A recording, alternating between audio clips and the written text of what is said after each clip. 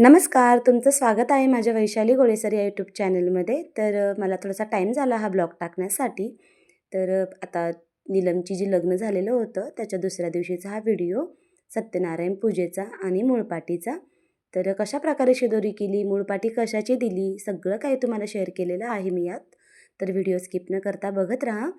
सर्व ताईंचं, दादांचं मनापासून स्वागत करते आणि व्हिडिओला सबस्क्राईब करा, लाईक करा, शेअर करा आणि नोटिफिकेशनमुळे तुम्हाला सर्व काही व्हिडिओ बघण्यात येतील. सकाळी सकाळी मम्मीने त्यांनी कडकण्या केलेल्या होत्या, मूळपाटी तयारी चालू होती. अशा प्रकारे मूळपाटी भरली जाते. 4-5 सांजोऱ्या, 4-5 कुरडया आणि कडकणी भरली जाते. अशी पूर्ण अशी मूळपाटी पॅक करून नवरीच्या घरी पाठवली जाते, म्हणजे सासरी. दोघंही भाऊ तिला आणण्यासाठी चालले होते आणि तिकडनं ती आली पण होती. सायंकाळी 5 वाजेच्या सुमारास पुरणाची शिदोरी आलेली होती. ती आल्याच्या नंतर दुसऱ्या दिवशीचा हा व्हिडिओ, सत्यनारायण पूजेचा हा व्हिडिओ तुम्हाला मी आता टाकत आहे. बघू शकता, एका बाजूला मी रवा छान प्रकारे परतून घेतलेला आहे आणि दुसऱ्या बाजूला तूप गरम करून घेतलेलं होतं पातेल्यामध्ये तूप गरम करून घेतलं. त्याच्यामध्ये सुकेमेवे म्हणजे आपलं काजू, बदाम वगैरे आपण टाकतो, तुमच्या आवडीनुसार. तुम्हाला असं अचूक प्रमाण मी सांगते. रवा छान प्रकारे कढईमध्ये परतून घेतल्याच्या नंतर एका बाजूला पातेल्यामध्ये तूप घ्यायचं आणि तो रवा परतवलेला आता तो देखील त्या तुपामध्ये टाकायचा. 5 मिनटं छान प्रकारे परतून घ्यायचा. जास्त तुपामध्ये जर रवा परतवला तर तो काही म्हणजे असा एकदम कोरडा होतो. अशा प्रकारे तुम्ही रवा बाजूला परतून बघा आणि मग पातेल्यामध्ये टाका. खूप छान प्रसाद होतो. याचं अचूक प्रमाण 1.25 किलो दूध, 1.25 किलो साखर, 1.25 किलो रवा आणि प्रत्येक जेवढं काही जिन्नस असतात तेवढे 1.25 किलो घ्यायचे आणि वेलची पावडर. वेलची पावडर ऑप्शनल आहे, पण स्वाद एकदम छान येतो. त्याच्यामुळे रवा परतून घेतल्याच्यानंतर त्याच्यात मी दूध टाकलं, नॉर्मल पाणी टाकलेलं आहे, म्हणजे रवा छान प्रकारे फुलतो.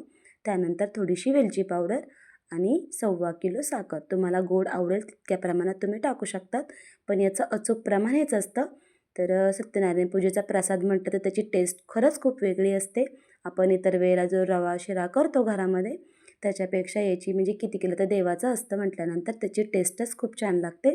चला, माझा प्रसाद आता रेडी झालेला आहे आणि थोड्या प्रमाणात थोडी साखर मी ठेवलेली होती, ती पण टाकून पुन्हा एकदा परतून घेतला. खूप छान प्रकारे असा म्हणजे मोठ्या शेगडीवर प्रसाद केला म्हणजे छान प्रकारे होतो. प्रसाद झाल्याच्यानंतर त्याच्यावर आता तुळशीपत्र ठेवलं जातं.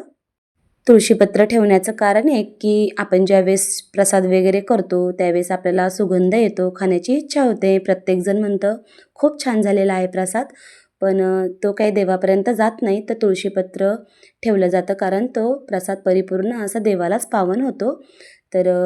श्रीकृष्ण अर्पणमस्तू असं म्हटलं जातं आणि तुळशीपत्र ठेवलं जातं. मम्मीने मला सांगितलं, म्हटलं चला तुम्हालाही शेअर करूया प्रसादाबद्दलची माहिती. भरत ब्राह्मण देखील आलेले होते. छान प्रकारे पूजा मांडणी केलेली होती. आमच्या घरात कोणतीही पूजा जरी असली तर भरत ब्राह्मण हे आमचे म्हणजे घराशेजारीच राहत होते पहिले, त्याच्यामुळे तेच आता पूजा करण्यासाठी खूप छान पद्धतीने पूजा करतात. प्रसाद देखील पुढच्या घरात आणून ठेवलेला होता आणि देवाला नैवेद्य वगैरे आता थोड्या वेळाने करायचा होता. नीलमसुद्धा रेडी झालेली होती. छान प्रकारे मस्त साडी वेअर केलेली होती. रात्री आलेली होती आणि हा दुसऱ्या दिवशीचा व्हिडिओ तुम्हाला मी दाखवत आहे. मस्त असे दाजी आणि नीलम दोघेही जण पूजेला बसलेली होती. ताई त्यांच्या उपरणं आणि शॉलची गाठ मारत होती. तोपर्यंत भरत ब्राह्मणांची पूजेची स्टार्टअप झालेलं होतं. पूजा झाल्याच्या नंतर वडीलधाऱ्यांच्या पाय वगैरे पडतात, प्रसाद वगैरे दिला जातो आणि पंचामृत केलं जातं.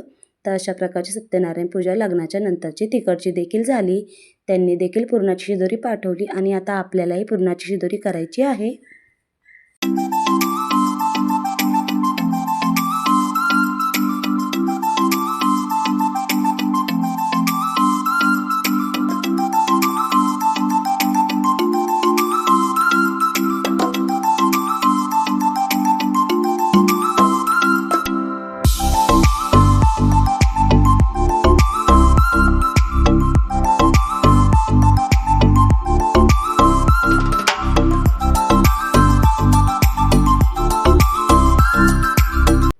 चला, आता खिचडी करायची होती. थोडीशी त्यांना उपवास होता पूजेमुळे, तर पूजा झालेली होती, पण मग तरी पण नाश्त्यासाठी खिचडी वगैरे काकूने केली.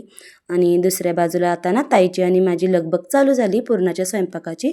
ताईने मस्तपैकी गुळाची भेली वगैरे फोडून दिली. तोपर्यंत मी आपलं डाळ होती 3.5 किलोची 2 कुकरला लावून घेतली आणि त्याचं पाणी काढून घेतलं. आम्ही त्याला येळवणी म्हणतो. ह्या जी डाळीतले शिजलेलं पाणी जे असतं त्याची म्हणजे आम्ही सार वगैरे करतो आपण त्याला कटाची आमटी देखील म्हणतो. त्याची टेस्ट खूप छान येते. तर आपण नेहमीप्रमाणे जसं प्रकारे चटणी करतो मसाला वगैरे साराची म्हणजे कटाची आमटी तशी केलेली होती. कांदा खोबरं लसूण वगैरे टाकून छान प्रकारे तर मस्त अशी चटणी करून घेतली आणि जी येळवणी होती त्यात ओतली. तर असं भरपूर प्रमाणात सार बनवायचा होता. आपण याच्यात थोडं जरी काही मटेरियल टाकलं म्हणजे कांदा खोबरं वगैरे कमी जरी टाकलं पण ह्या डाळीच्या पाण्यामुळे टेस्ट खूप छान येते. त्यानंतर आता दोघीही जणी म्हणजे वहिनी आणि मी पोळ्या करण्यासाठी बसलेलो होतो. वहिनीच्या मम्मी देखील आलेल्या होत्या. घरामध्ये ना लाईट गेलेली होती त्याच्यामुळे थोडंसं अंधार वाटत होतं. त्याच्यामुळे खाली पोळ्या करण्यासाठी घेतलेलं होतं आणि 3.5 किलोच्या पोळ्या म्हटल्यानंतर खूप सारा टाईम जातो म्हणून शेगडी मोठी लावलेली होती.